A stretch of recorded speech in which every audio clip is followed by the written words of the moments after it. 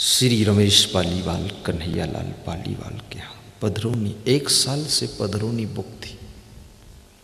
1 घंटे का टाइम 1 साल से बुक था, देना है, अब दे पाए थे। तो उन्होंने जो बात बताई मैं आश्चर्य में पड़ गया कि 400 वर्ष में परिवार में केवल 1 बार बंटवारा हुआ है, 400 वर्ष में, और सब परिवार ज्वाइंट रह रहा है। कमाल हो गया। मैं चाहूंगा वो खड़े होकर जरा दर्शन दे दें, पति पत्नी दोनों हाथ जोड़कर दर्शन। ये महान आत्मा, इन्हीं 400 वर्ष में तो लोग 800 पैतरे बदल देंगे। केवल 1 बार परिवार में बंटवारा हुआ, बाकी ज्वाइंट परिवार। प्रेम है। मैं आपसे निवेदन करूंगा, भाई भाई में भी प्रेम रखना। कितने लोग तो पति पत्नी में बंटवारा करते हैं, हद हो गई। कितने लोग अपनी 2 टांगों में भी बंटवारा करते थे। खत्म करना,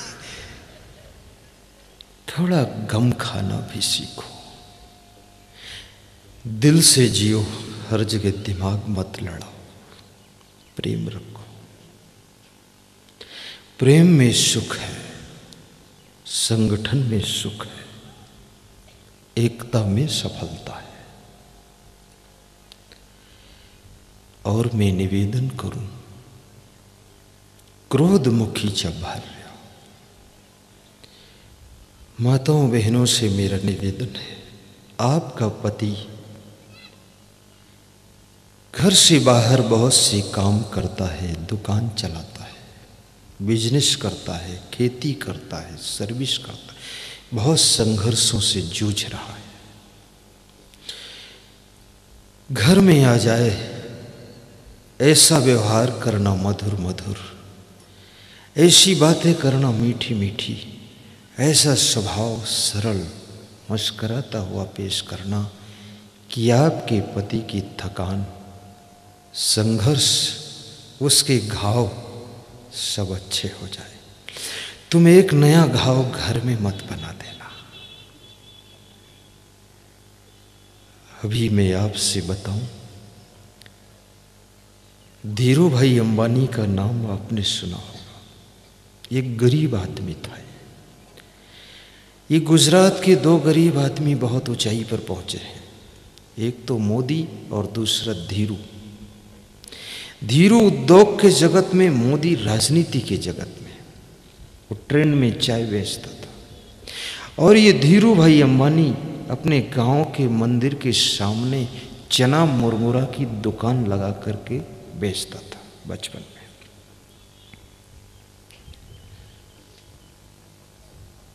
धीरू भाई अंबानी ने कहा है कि मेरा जो भी विकास हुआ है, मेरे बेटे मेरे आज्ञाकारी थे, मेरी पत्नी मुझे खुश रखती थी, इसलिए बाहर का कोई संघर्ष मुझे कमजोर नहीं कर पाया, क्योंकि मुझे अपने घर के भीतर से ताकत मिलती थी। आदमी बाहर से नहीं हारता है, आदमी जब हारता है तो अपने घर के अंदर से हारता है। इसलिए याद रखना, हर पत्नी को, हर बेटे को, हर बहू को ऐसा व्यवहार करना चाहिए जो आपके घर का नेतृत्व करने वाला व्यक्ति है, मास्टर ऑफ माइंड है, उसको डिस्टर्ब ना करना। कितना सहना पड़े सह लेना, गम खा लेना, लेकिन मास्टर माइंड को प्रोत्साहित करते रहना, तो आपके घर की उन्नति कभी रुकेगी नहीं, बहुत विकास। और हर टोली में मास्टरमाइंड होता है। आतंकवादियों में भी मास्टरमाइंड होता है, उग्रवादियों में भी मास्टरमाइंड होता है, कोई होता है एक। पॉलिटिक्स में भी, राजनीति में भी मास्टरमाइंड होता है। जब मास्टरमाइंड की कोई सुनता नहीं, चलती नहीं, बस वो खत्म होने वाला काम है। घर में भी एक मास्टरमाइंड होता है, और संतों के आश्रम में भी कोई मास्टरमाइंड होता है, और संतों की मंडली जमात में भी मास्टरमाइंड होता है। कार्यकर्ता तो बहुत होते हैं, जिम्मेदार बहुत होते, प्रबंधक बहुत होते, लेकिन मास्टरमाइंड कोई होता है, सारा खेल खेलता है वो, सभी खिलाड़ियों को दांव सिखाता रहता है, ऐसा दांव मारना है। तुम्हारे घर में कोई मास्टरमाइंड होगा, उसके मन के उत्साह को कमजोर ना होने देना, मनोबल को बढ़ाओ। जिस समय भगवान श्री राम केवट की नौका पर बैठते हैं, छोटा प्रसंग है, और फिर उतरते हैं, बस बिठा दिया उतार दिया, बीच में जरूरत नहीं अपने को। कैसे बैठे, क्या हुआ, लफड़ा बहुत लंबा है, वो तुम सब जानते हो। केवट ने भी झंझट किया राम से, लेकिन जब राम उतर गए तो वहां पर एक चौपाई है कि उतरी ठाड़ी भये सुर सरी रेता। सुर सरी, सुर माने देव और सरी माने नदी, देव नदी। देव नदी किसको कहते हैं? गंगा। गंगा की रेत में उतर कर राम खड़े हो गए। रेत में राम खड़े हैं। कभी मिट्टी में खड़े होना पड़े तो राम की याद करके तुम भी खड़े हो जाना। सुर सरी रेता उतरी ठाड़ी भय सुर सरी रेता। कितने लोग हैं? 4 मूर्ति है। सिय राम गोहु लखन समे। सीता जी हैं, राम जी हैं, लखन जी हैं और गुहराज हैं। खड़े हो। सीता जी कोई साधारण स्त्री नहीं है, बहुत साइकोलॉजिकल माइंड है सीता के पास, मनोवैज्ञानिक ब्रेन है सीता का। सीता जी राम के चेहरे को पढ़ लेती है। पियहि की सिय जाननिहार मणि मुंदरी मन मुदित उतार। राम को संकोच में देख करके सीता ने प्रसन्न मन से अपनी अंगूठी उतार कर दे दिया। आज एक स्त्री अंगूठी के लिए अपने पति को संकोच में डाल देती है, गले के हार के लिए पति को असमंजस में डाल देती है, साड़ी और सलवार के लिए पति को टेंशन में डाल देती है। उन स्त्रियों को सीता जी के प्रसंग से सीखना चाहिए कि ये सीता अपने अंगुली की अंगूठी को उतार कर राम को दे देती है कि मेरा राम संकोच में ना रहे, क्योंकि यही मास्टरमाइंड है, सारा खेल इन्हीं को करना है।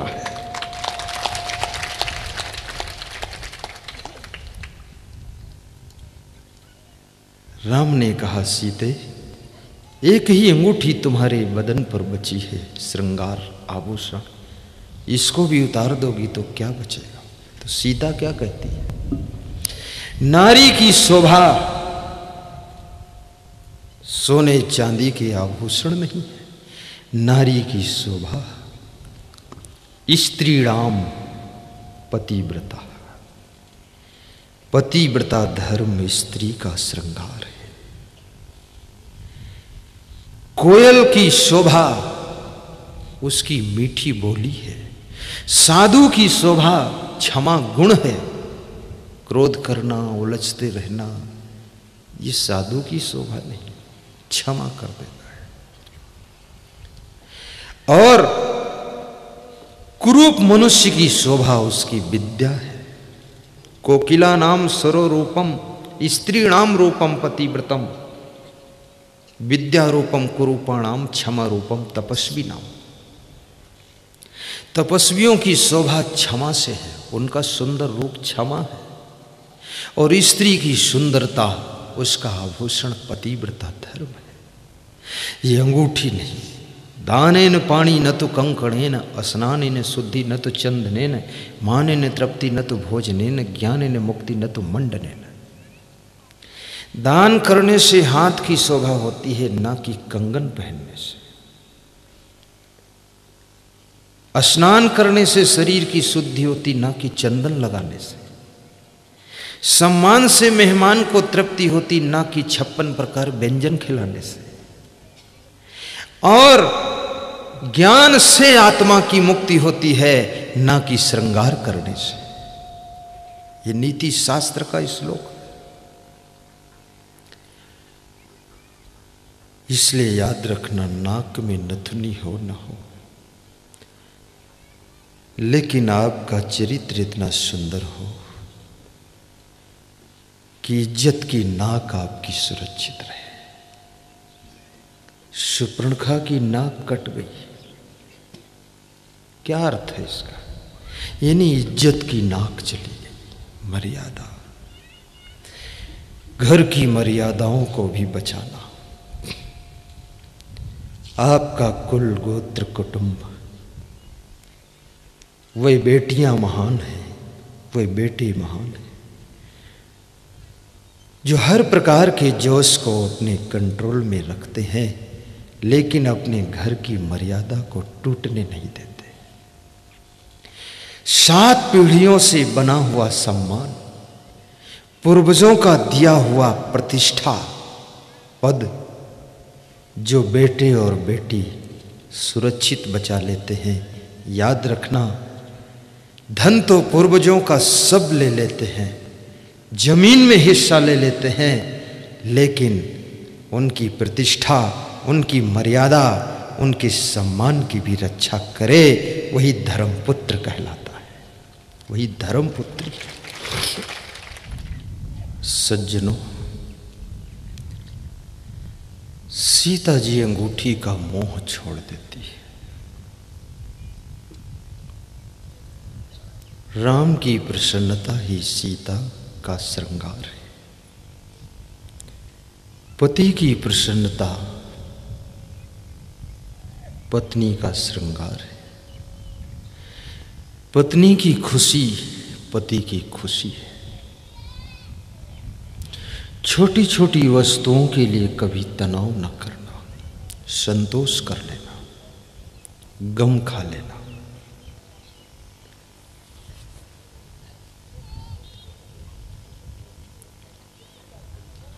संतोष बहुत बड़ी चीज है।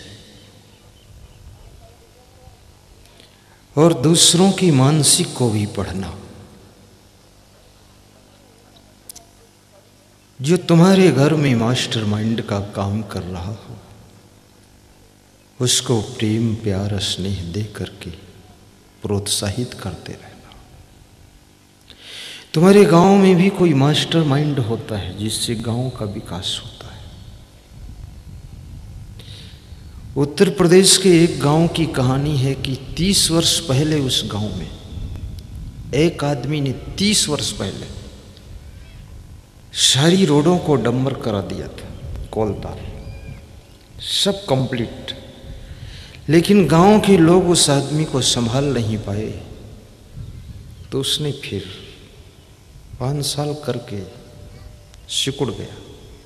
तो आज 25 साल से उस गांव के अंदर दुर्दशा चल रही है। अब 25 साल बाद गांव के लोग फिर उसके पास आए थे, कह रहे थे क्षमा कीजिए, फिर से आप ही इसको स्टार्ट कीजिए। बिना मास्टरमाइंड के गांव का भी विकास नहीं होता है, प्रदेश का विकास नहीं होता है। आपके घर की उन्नति हो, क्रोधमुखी च भार्या।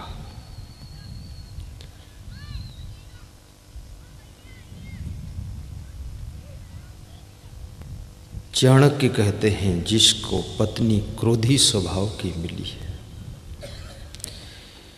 वो बिना ईंधन के रात दिन जलता रहता है, उसको शांति नहीं मिलती है। इसलिए मैं नारियों से कहूँगा, क्रोध को कंट्रोल करना। ये केवल आदत होती है और कुछ नहीं है। खुश रहने की आदत बन जाए तो तुम बिना कारण खुश भी रहोगी, और छोटी छोटी बात में उलझने की आदत हो जाए तो दिन भर उलझती रहो, और उलझने से आपका भी स्वास्थ्य खराब होता है, घर की शांति नष्ट होती है। प्रसन्नता बहुत बड़ी धरोहर है, खुश रहना बहुत बड़ी कला है। जो दुकानदार अपनी दुकान पर खुश होकर बैठता है तो ग्राहकों की संख्या बढ़ जाती है। जो दुकानदार निराश होकर बैठा रहता है ग्राहकों की संख्या घट जाती है। जो नेता खुश होकर बात करता है उसके वोटर बढ़ जाते हैं। जो नेता दांत पीसता है उसके विरोधी बढ़ जाते हैं।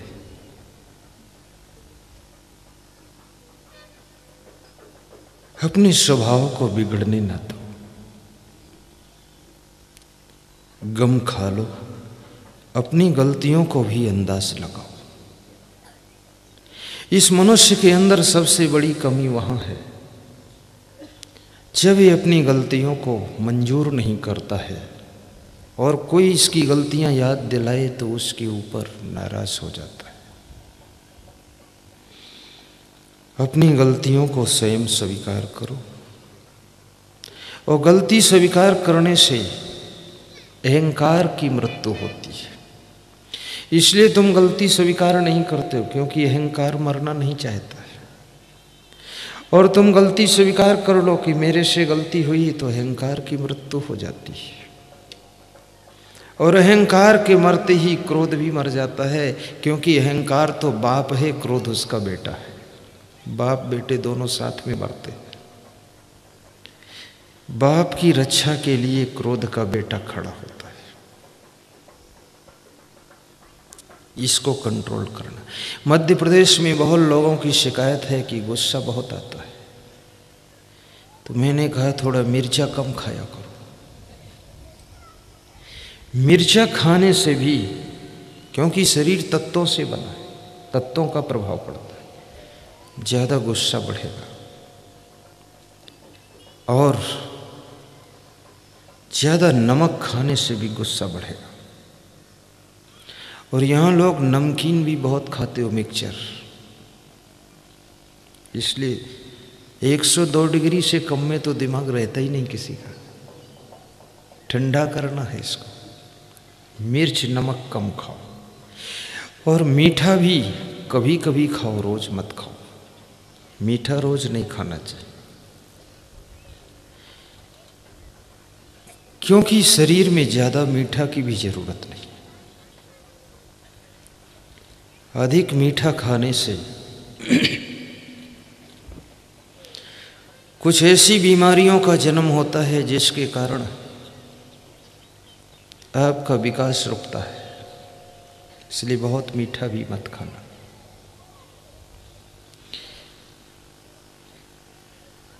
स्वभाव को सुंदर बनाओ, क्रोधमुखी च भार्या।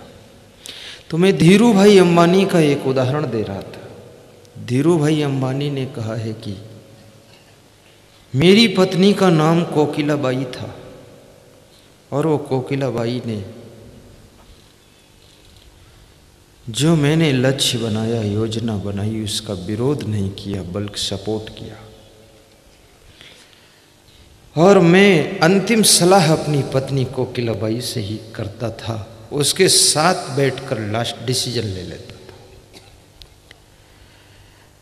और यदि मुझको 4 बजे कहीं जाना है तो कोकिलाबाई 3 बजे उठकर हमको रेडी करके भेज देती थी। मेरी सफलता में कोकिला बहन का बहुत हाथ है। याद रखना, पति की सफलता में पत्नी का बहुत बड़ा हाथ होता है। भाई की सफलता में भाई का हाथ होता है, और गुरु की सफलता में शिष्य का हाथ होता है, और शिष्य की सफलता में गुरु का हाथ होता है। किसी की सफलता में पीछे से किसी का हाथ रहता है। कोई जैक बनता है तब जाकर के ऊंचाई पर तुम उठते हो।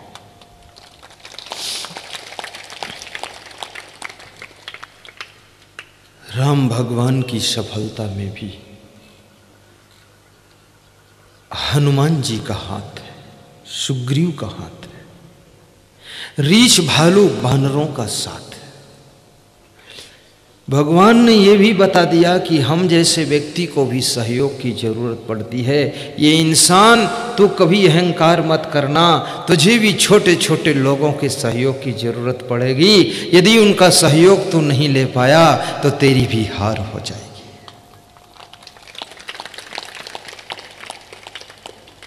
रावण अगर विभीषण का सहयोग ले लेता तो रावण की हार मुश्किल थी। भाई का भी सहयोग नहीं मिला। याद रखना, जब तुम्हारे अपने लोग भी सहयोग करना छोड़ दें, अपने खास लोग भी तुमसे दूर होने लग जाएं, तो समझ लेना कि अब सारा खेल बिगड़ने वाला है, अब हार होने वाली है। और ये भी याद रखना कि कोई भी फायदा हो, उस फायदा को अकेले लेकर मत बैठ जाना। फायदा का कुछ परसेंट उन तक भी पहुंचाना जिनके सहयोग से फायदा हो रहा है, उन तक भी पहुंचा देना।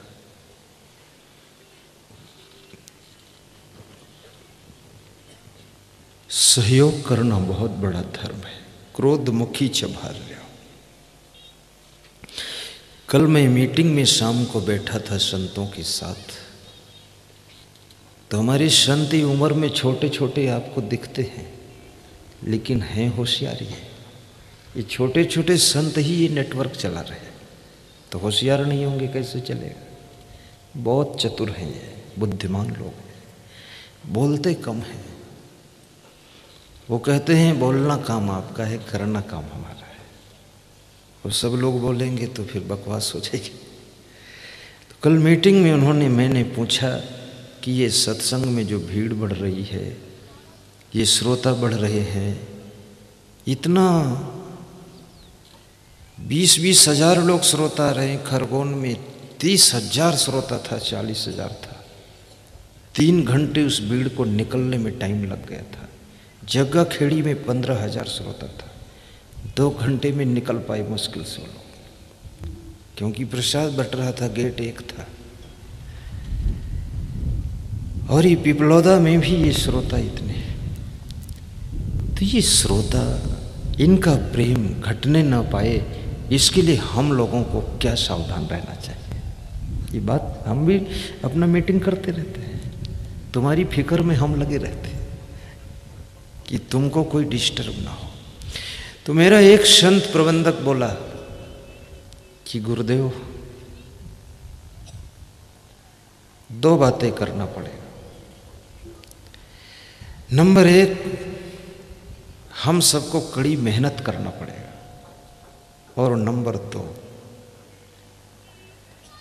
गुरु की आज्ञा का पालन करना पड़ेगा।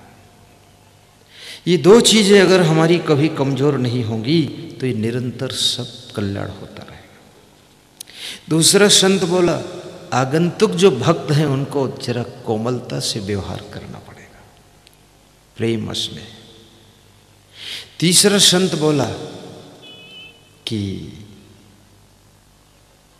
गुरु में अखंड श्रद्धा रखना पड़ेगा और वैराग्य अपना संभाल के रखना पड़ेगा। चौथा संत बोला, हमें आपस का संगठन मजबूत रखना पड़ेगा। संतों में प्रेम होना चाहिए। अगला संत बोला कि जो आपका मन हो वो हम लोगों को करना चाहिए, सब हो जाएगा। कभी कभी घर में बैठकर तुम मीटिंग भी करो, भाई बहन, पति पत्नी, पिता पुत्र, सास बहू। कितने घरों में मीटिंग तो छोड़ो, बात ही बंद है पिता पुत्र में। जब मीटिंग नहीं, सिटिंग नहीं, बात बंद ही हो गई। सब कुछ है घर में, बैठने के लिए सोफा सेट है, चाय पीने के लिए टी सेट है, सोने के लिए डल्लफ के गद्दों का सेट है, और खोपड़ी के बाल भी सेट है,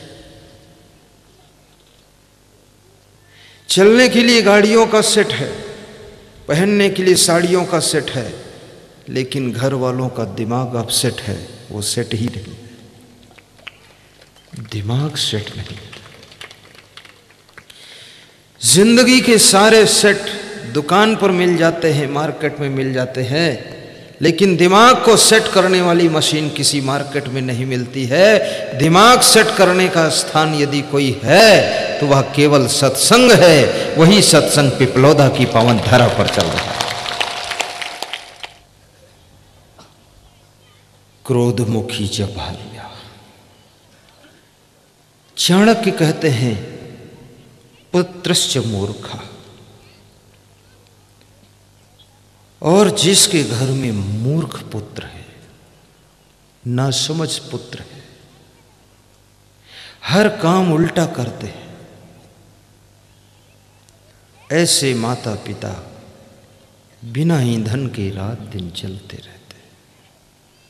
मूर्ख पुत्र से दुखी है। पुत्रश्च मूर्खा, विधवा च कन्या, और जिनके घर में जवान बेटी विधवा होकर के विडो होकर बैठी है, ऐसे माता पिता बिना आग के बिना ईंधन के जलते रहते हैं। दुखी होते हैं कि इस जवान बेटी का भविष्य क्या होगा। विधवा च कन्या, आपका इतना पुण्य हो कि आपकी बेटी आपकी जिंदगी में कभी विधवा ना हो, 80 साल 90 साल तक उसका सुहाग बना रहे।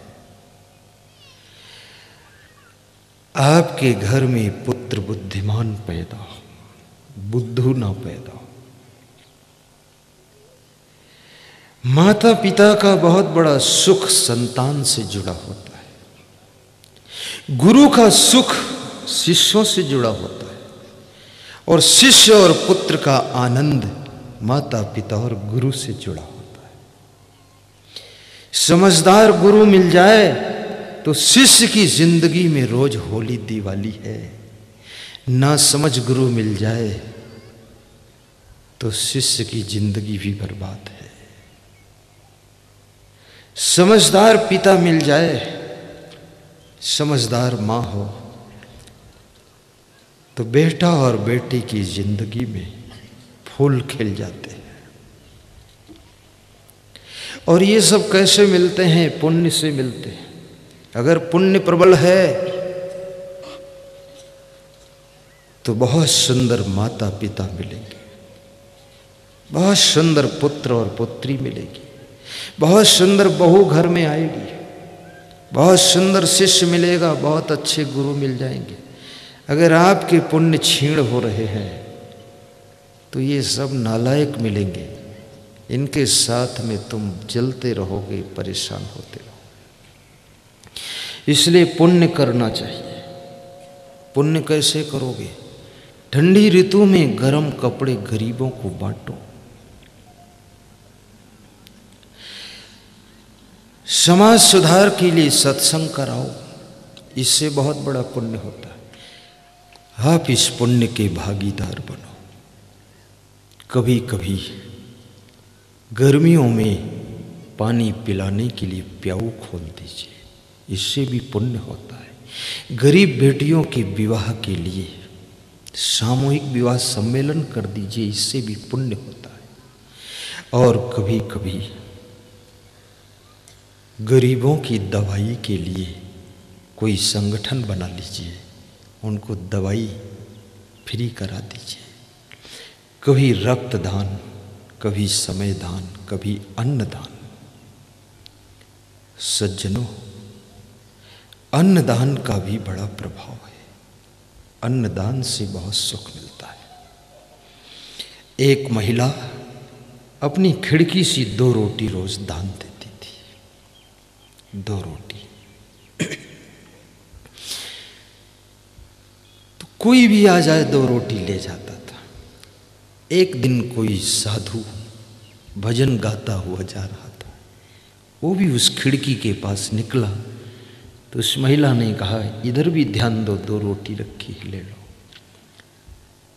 तो 2 रोटी के लिए वो साधु खड़ा हुआ भजन गाता रहा। तो उसके स्त्री के पति ने कहा जल्दी दे दो, उस साधु को क्यों रोक रखा है? बोले जल्दी रोटी अगर दे दूंगी तो साधु चला जाएगा, फिर भजन सुनने को नहीं मिलेगा, इसलिए रोक रखा हूं कि भजन पूरा हो जाए फिर रोटी दान कर दो। तो साधु ने कहा ये 2 रोटी जो तुम दे रही हो, याद रखना आज मैं पहली बार रोटी ले रहा हूं, ये 2 रोटी का आशीर्वाद है कि आज से तुम्हारे घर में ये 2 रोटी खाने के लिए 2 पुत्र का जन्म होगा। तुम्हारे घर में पुत्र नहीं है। तो उस स्त्री ने कहा तुमको कैसे पता चला? बोले हमें पता चल गया है, अब 2 पुत्र जुड़वा होंगे और ये 2 रोटियों के प्रभाव से ही होंगे। जो भी मिला है सब पुण्य के प्रभाव से मिला है, और जो नहीं मिला है पुण्य की कमी से नहीं मिला है। वस्त्र दान भी दो, ये स्वयं रेशम के कपड़े पहनो, ये बहुत बहादुरी की बात नहीं है। दूसरों को भी थोड़ा पहना देना, कपड़ा दान करो।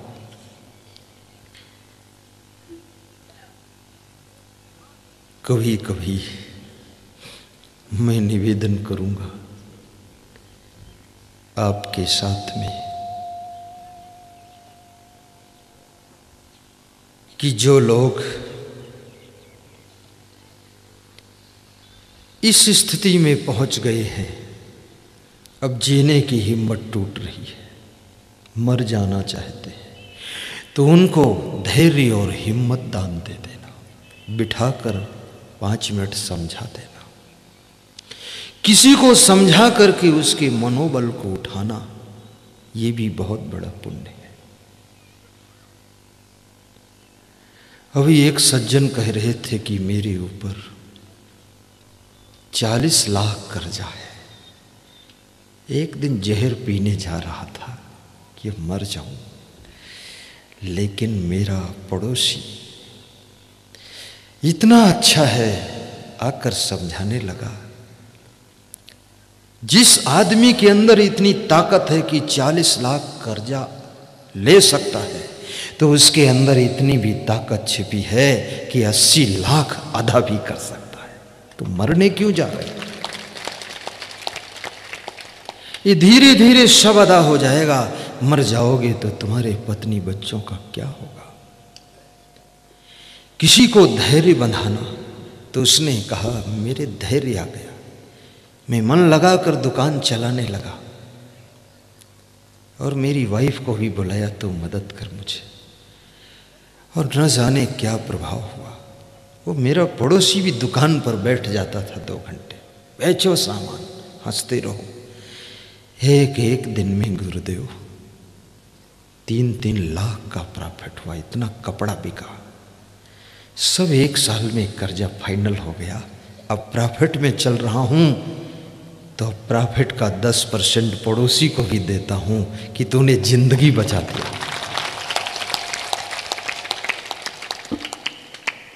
किसी के शब्द तुम्हारी जिंदगी की रक्षा कर सकते हैं। सत्संग के सेंटेंस तुम्हारी टेंशन मिटा सकते हैं।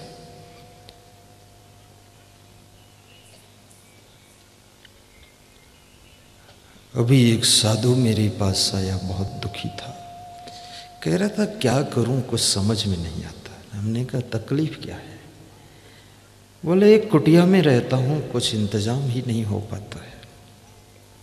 तो हमने कहा कुछ तो मैं ही मदद कर दूंगा, तुम्हें कहीं जाना नहीं पड़ेगा।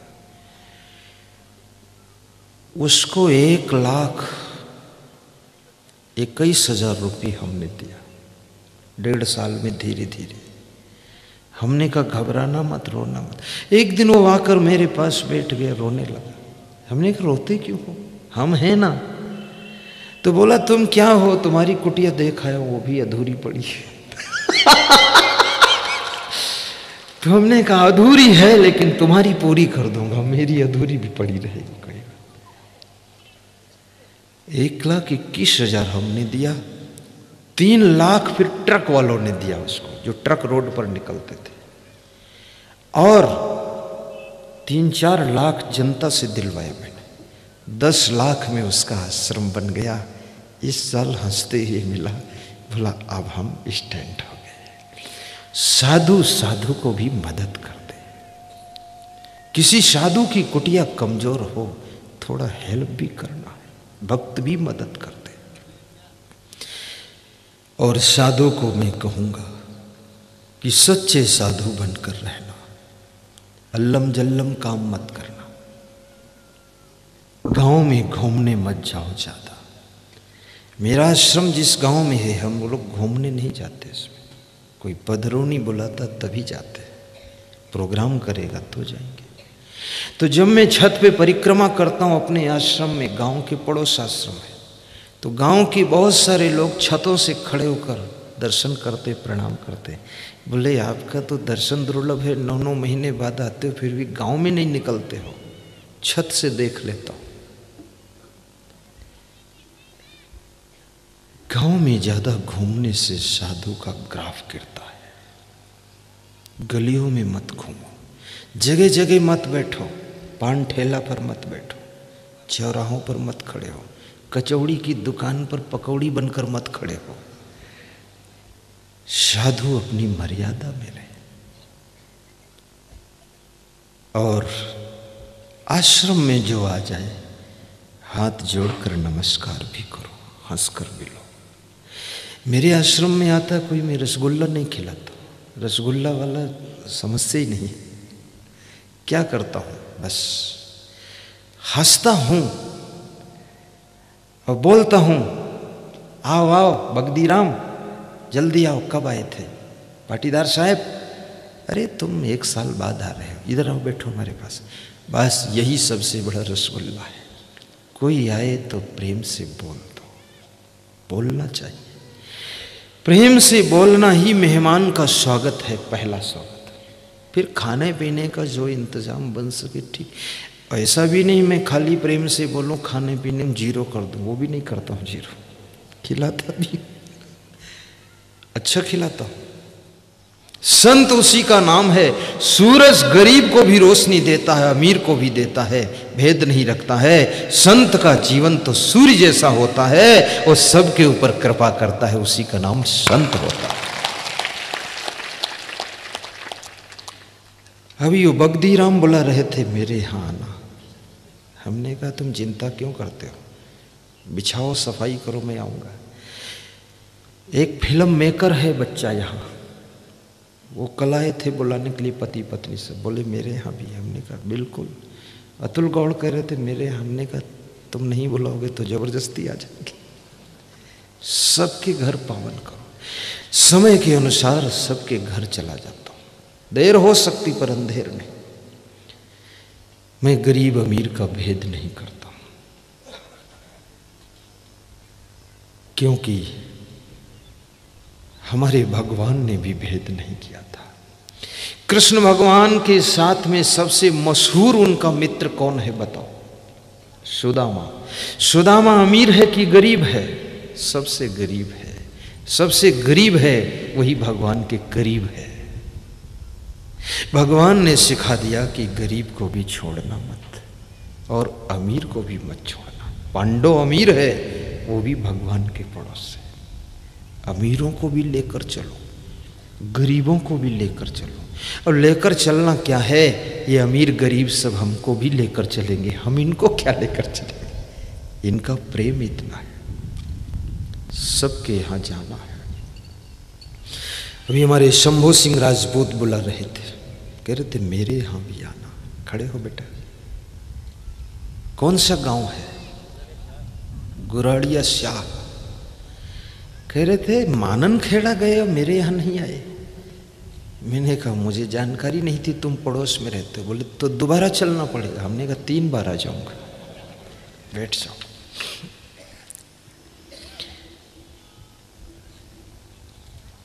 भक्तों के घर पावन करना संत का धर्म है।